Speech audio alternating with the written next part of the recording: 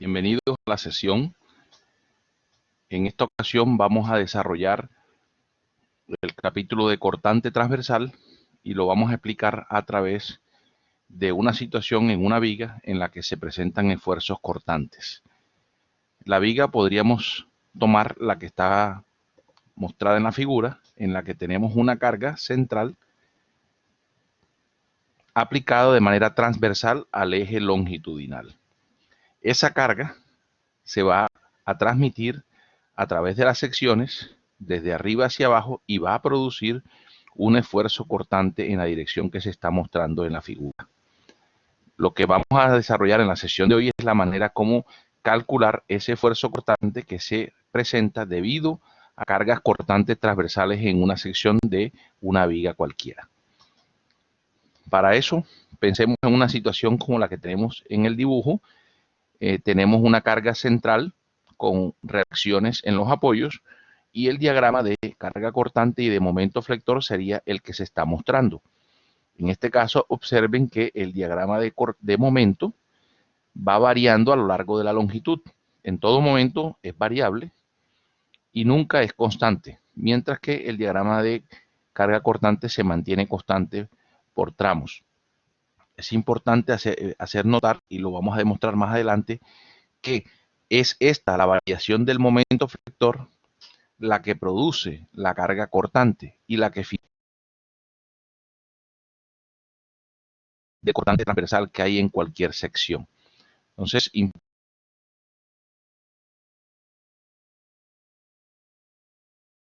se debe a la variación del momento flector punto a punto. Eso lo explicaremos un poco más adelante.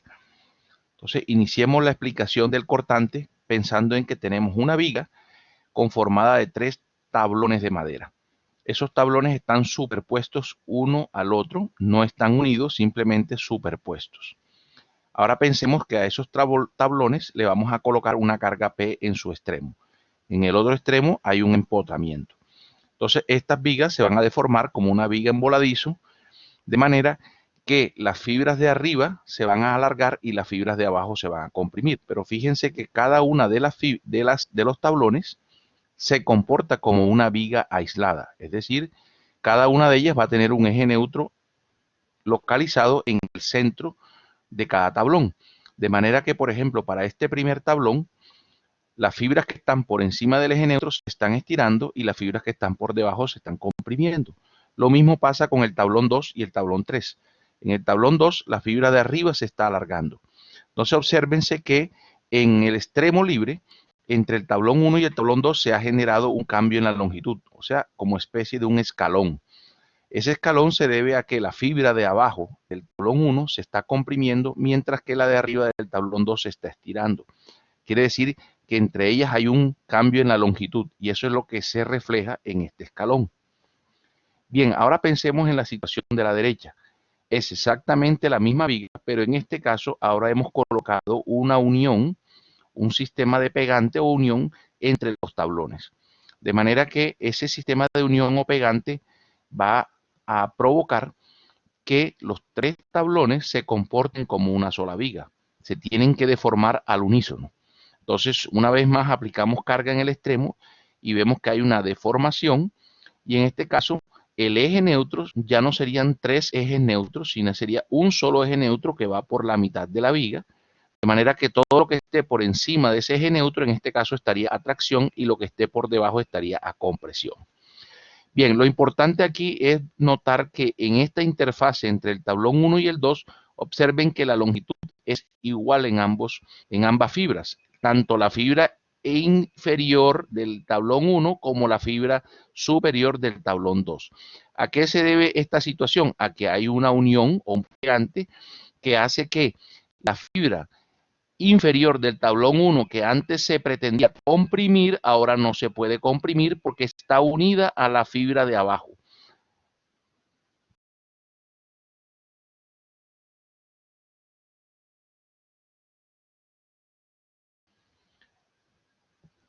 Ahora bien, la fibra de abajo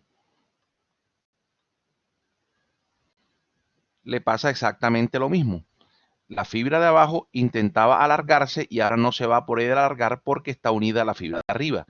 De manera que, como están unidos, tienen que tener la misma longitud.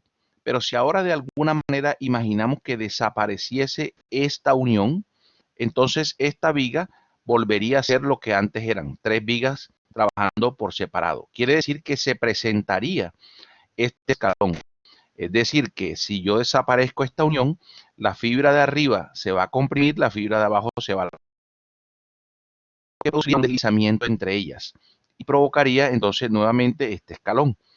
¿Eso qué quiere decir? Que en la práctica, cuando yo tengo un material sólido como este, que se comporta al unísono, entre una fibra y la otra hay una cierta resistencia al deslizamiento en dirección longitudinal.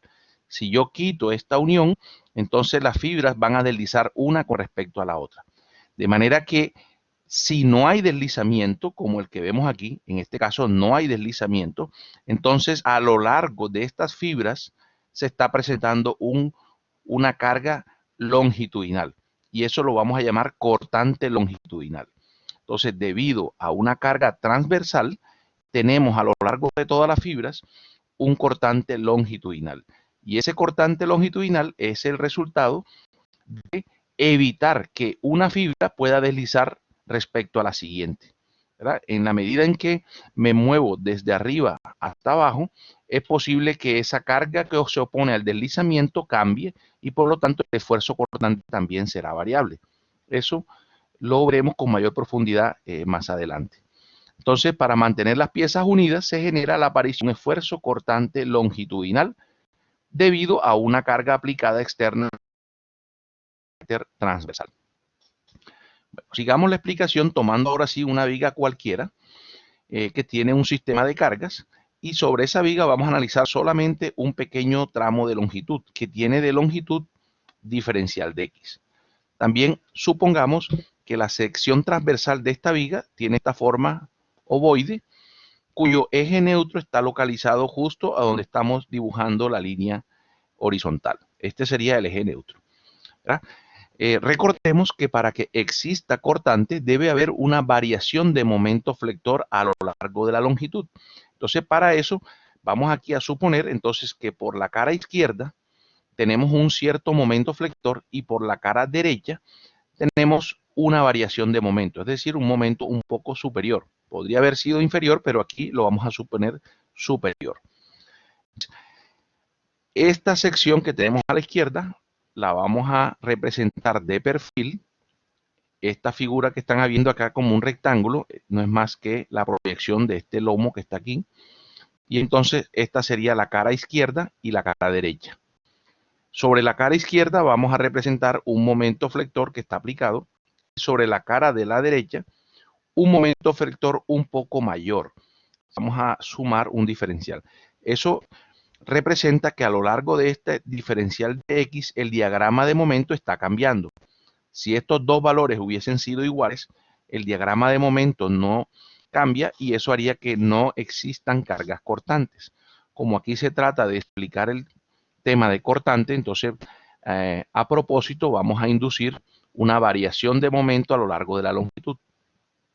Bien, debido al sentido que tienen estos momentos, en las fibras de abajo van a generar tensión y en las fibras de arriba van a generar compresión.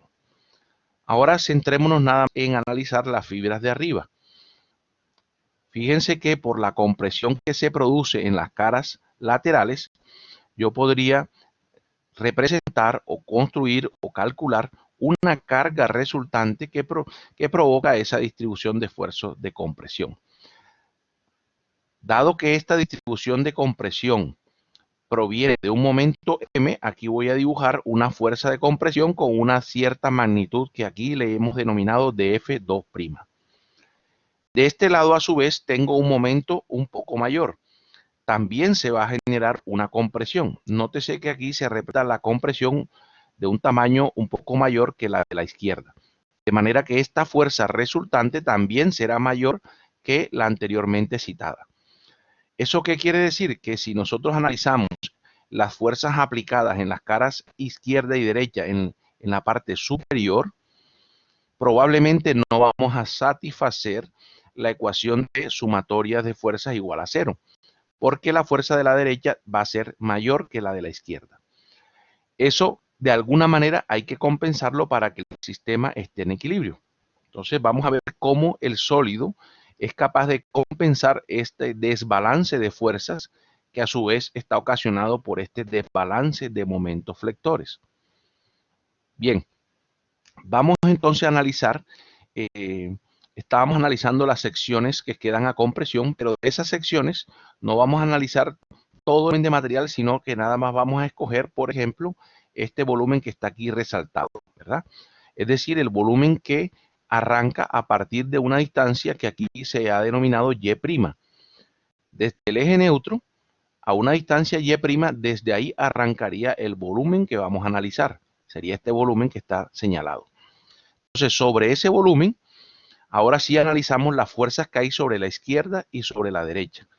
Nuevamente representamos la distribución de compresión que hay en la izquierda, la compresión que hay en la derecha. Cada una de las caras tiene un momento diferente. Y entonces recordemos que esa distribución de compresión va a generar una determinada fuerza resultante aplicada sobre la cara izquierda y sobre la cara derecha. Obsérvese que la cara derecha tiene más esfuerzo de compresión, de manera que se generaría un desbalance hacia la izquierda.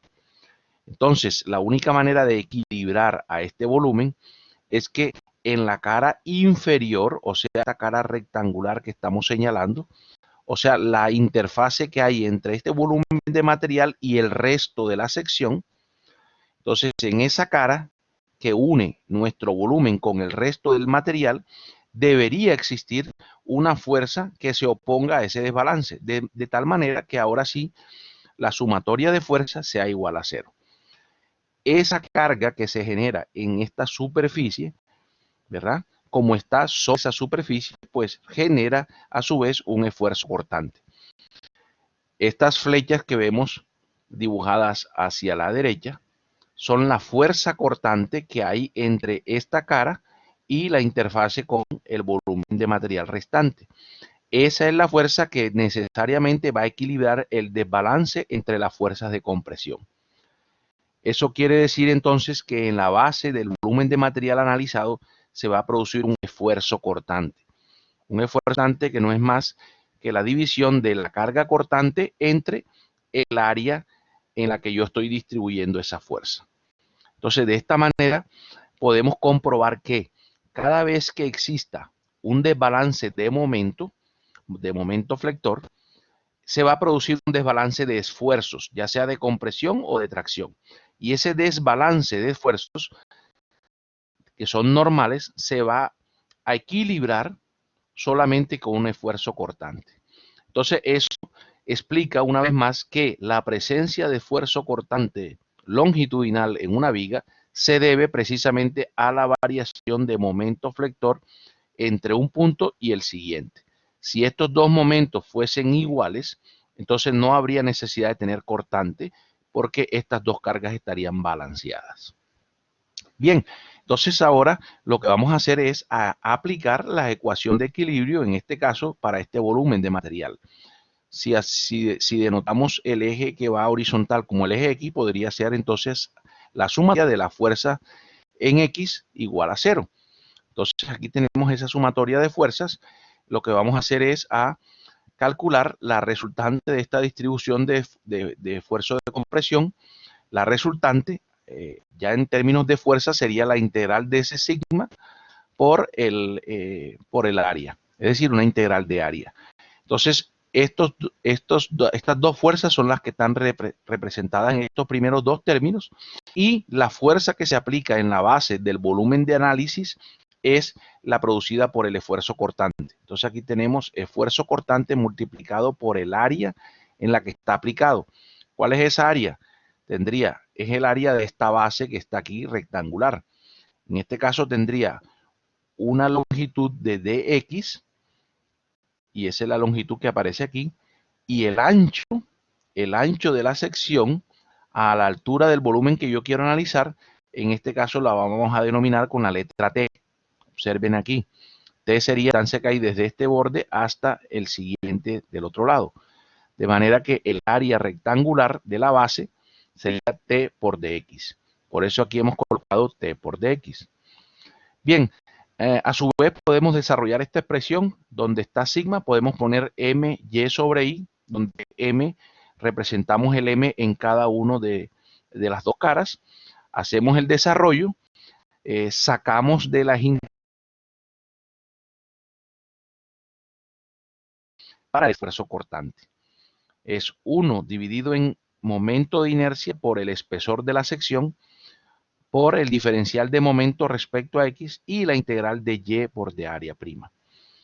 Nótese que esta derivada o esta razón de cambio, que es el cambio entre una cara y la siguiente en cuanto a esta distancia x, es precisamente la carga cortante aplicada. Recordemos que la variación de momento explica el cortante. De manera que este diferencial no es más que la carga cortante que normalmente se denota con la letra V. Entonces, de esa manera podríamos simplificar esta expresión y además nos quedaría esta integral que la vamos a denominar primer momento de área y ahorita vamos a explicar cómo se determina.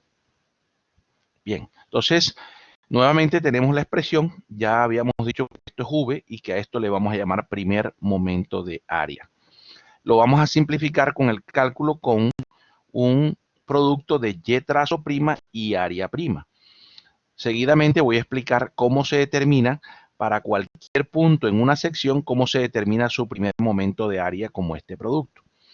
Bien, si a este producto o a esta integral lo denominamos Q como primer momento de área y lo reemplazamos aquí y sabiendo que esto, el cortante, entonces la ecuación para esfuerzo cortante nos quedaría de la manera BQ sobre IT, siendo este B la V de cortante.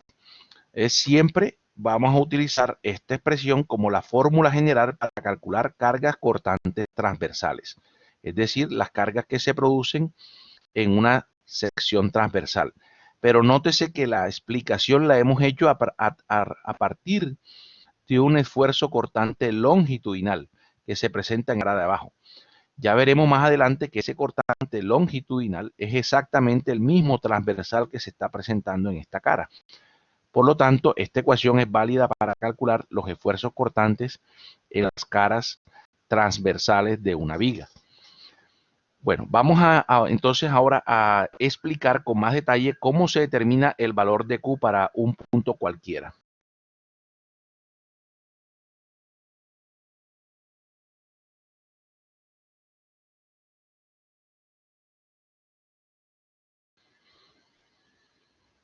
Bien, aquí tenemos entonces una sección rectangular, en este caso, con una carga V aplicada.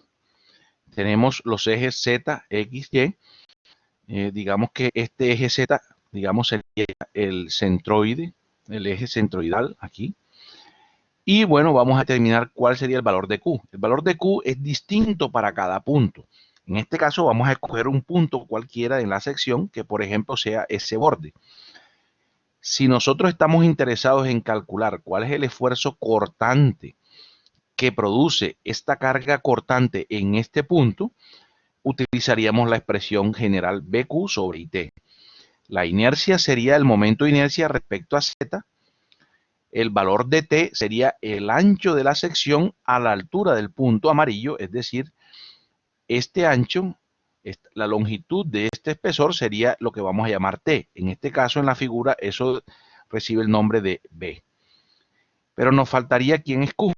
Entonces, vamos a trazar una línea a la altura de este punto y vamos a escoger toda el área que está de ahí hacia arriba. Entonces, obsérvense que este punto es la esquina de este rectángulo.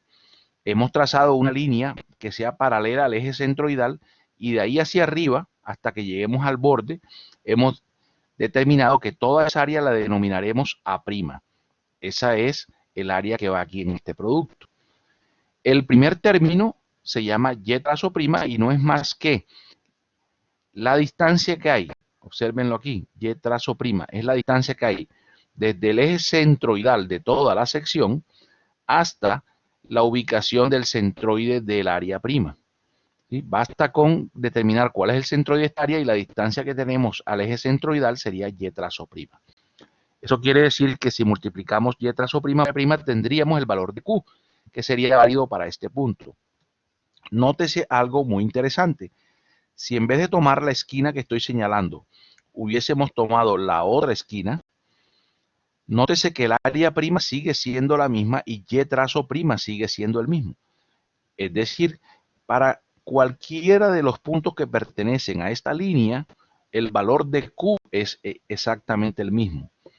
Y además, como todos están en una línea que tiene igual ancho B, entonces como conclusión podemos decir que al reemplazar los valores aquí en tau, vamos a encontrar que el valor de la carga del esfuerzo cortante en todos estos puntos que pertenecen a la misma línea es constante. Entonces, una primera gran conclusión. Cuando yo en una sección aplico carga cortante transversal, a lo ancho de la sección, el esfuerzo cortante es constante. Ahora bien, ¿qué pasaría a lo alto de la sección cuando yo me muevo de arriba hacia abajo? Entonces, nótese que si este punto ahora lo subimos hasta el borde superior, el A' desaparece porque no hay área por encima de ello. Es decir, no hay volumen de material que intente deslizarse sobre la sección análisis. De manera que si yo me ubico en cualquier punto del borde superior, el valor de Q va a ser 0 porque el área prima se volvió 0. Y si yo coloco un 0 aquí, obtengo el esfuerzo cortante 0. Entonces eso quiere decir que en los bordes superiores y en el borde inferior también tendremos esfuerzo cortante 0.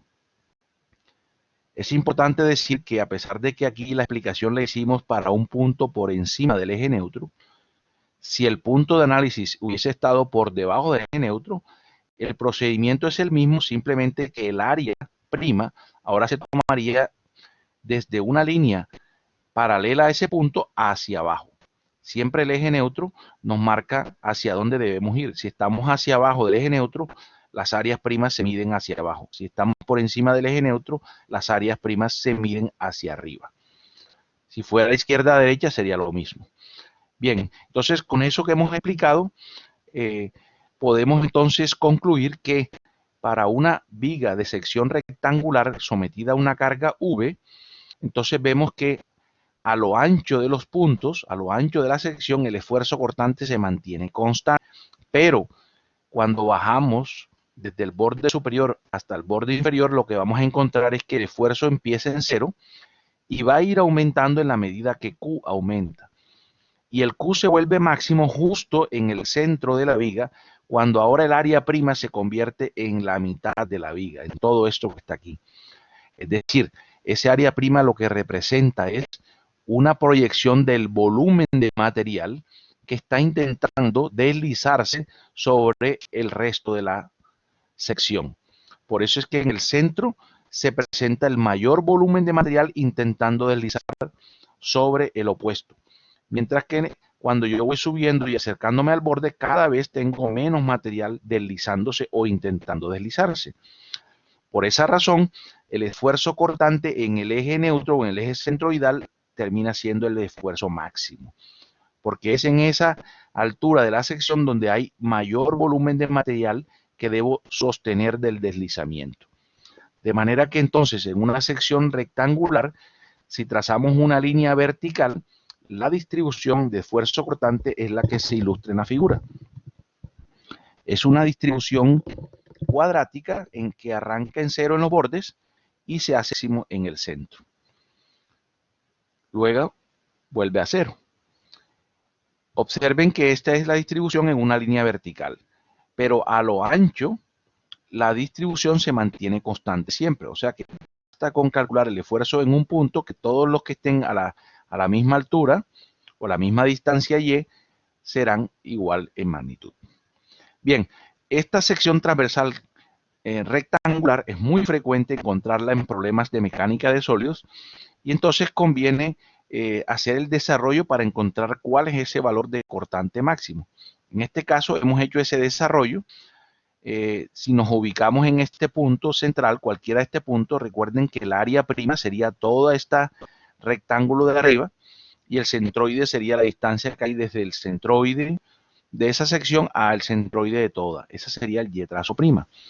Si hacemos ese reemplazo, aquí nos obtendríamos el valor de Q y haciendo todo este reemplazo obtenemos una expresión muy sencilla que significa que en una sección rectangular, aplicándosele una carga cortante V, en el centro de la sección, como lo ven ustedes aquí, se presenta el esfuerzo máximo y su magnitud es 3/2 de V sobre A. Nótese que V sobre A sería el esfuerzo cortante promedio, es decir, el esfuerzo que tendría cada punto de esta sección si el esfuerzo cortante se distribuyera uniformemente. Pero ya vemos que no es uniforme, que es parabólico. Entonces, la manera más rápida de llegar al esfuerzo máximo en una sección rectangular es utilizar la expresión 3/2 de B sobre A. Esto mismo lo vamos a hacer para secciones circulares. Si hacemos el desarrollo, ustedes lo pueden analizar detenidamente, vamos a tener una expresión similar. En aquel caso eran 3/2 y en este caso obtenemos 4/3 de B sobre A. Nuevamente, este esfuerzo cortante máximo se presenta en el eje neutro o en el eje centroidal de la sección circular. Si en algún problema nos interesa un punto cualquiera, pues tendríamos que hacer el desarrollo general con la ecuación BQ sobre IT.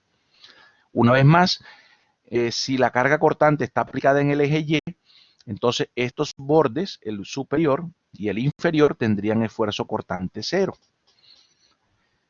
Bien, y analizamos por último un film muy utilizado para resistir cargas de flexión y cortante y es el perfil en I. El perfil en I está conformado por un ala superior que aquí está dibujado con verde, un alma que sería toda la parte vertical y un ala inferior. ¿Verdad? Toda esta parte se llama alma, ala inferior, ala superior. La ecuación que utilizaríamos sería exactamente la misma, pero observemos una cosa importante. El esfuerzo cortante depende de la carga cortante, que es algo que es constante para todos los puntos de la sección.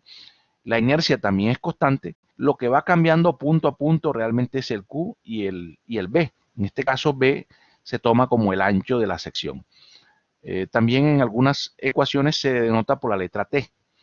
Entonces observemos algo interesante que ocurre justo aquí a lo largo de esta línea.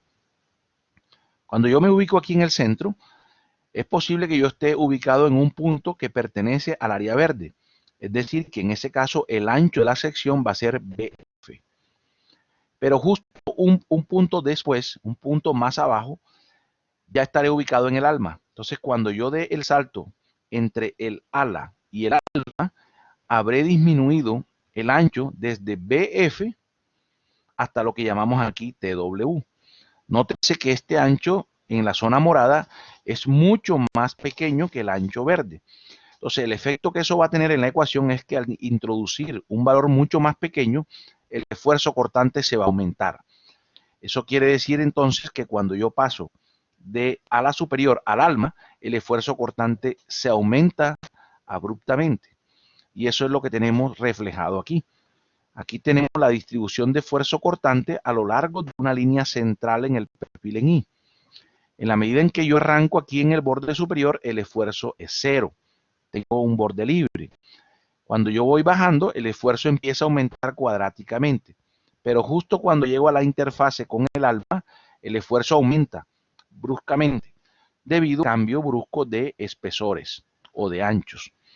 Nuevamente, el esfuerzo máximo se va a presentar justo en el eje centroidal o en este caso sería el centro de la sección por ser simétrica. Entonces, importante ver la variación y concluir que en un perfil en I, nótese que el área morada corresponde al ala de la sección y es el ala que realmente está soportando la inmensa mayoría de la carga cortante. Mientras que las alas superior e inferior, que es la zona verde, realmente resisten muy poco esfuerzo cortante. Recordemos que en flexión, para un perfil en I ocurre lo contrario. Son las alas las que soportan mayor flexión y el alma menor flexión. Si combinamos carga de flexión con cortante, vemos que el perfil en I es un perfil ideal porque utiliza las alas para soportar la flexión, mientras que el alma la utiliza para soportar la carga cortante. Bien, hasta aquí hemos explicado cómo es la distribución de carga cortante transversal, pero recuerden que toda esta explicación surgió de observar que cuando aplicamos una carga transversal, un volumen de material intenta deslizar sobre el resto de la sección y eso produciría un deslizamiento en estos planos. Si yo hago un corte a una cierta altura, estoy analizando dos secciones y entonces estas cargas que aparecen en este plano horizontal sería lo que llamamos cortante longitudinal. Cortante transversal. Entonces vamos a explicar cómo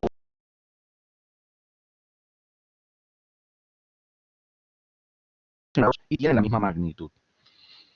Para eso hacemos un corte lateral en una sección cualquiera y voy a escoger un elemento diferencial. Ese elemento diferencial lo voy a representar aquí un poco más grande y lo que ustedes ven aquí como una carga cortante en el plano horizontal vienen siendo este cortante que está aquí abajo. Entonces, nótese que si aparece un cortante en una cara de abajo, para que exista equilibrio, tendría también que existir un cortante en la cara de arriba, pero en el sentido opuesto. De manera que cuando yo haga la sumatoria de fuerzas, eso esté balanceado. Ahora bien, si no nada más tuviésemos estos cortantes, que le llamo en este caso cortantes longitudinales, nótese que si bien habría equilibrio en X, el elemento diferencial intenta rotar en la dirección que estoy señalando. La única manera de equilibrar esa rotación sería entonces aplicando ahora cortantes en las caras laterales. En este caso, las caras laterales son la cara transversal que vemos aquí. Por eso ustedes ven que en cada esquina de corte que yo haga, van a coincidir un cortante transversal y un longitudinal. Por ejemplo, en esta esquina coincide este longitudinal y este transversal. Y así sucesivamente en todas las esquinas.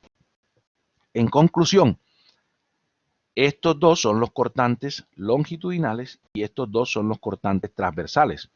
Si los queremos de otra manera, serían los horizontales y los verticales. De manera que cada vez que en un plano exista cortante, obligatoriamente se genera cortante en 4 planos. Por esa razón, podemos decir que los esfuerzos cortantes longitudinal y transversal tienen la misma magnitud.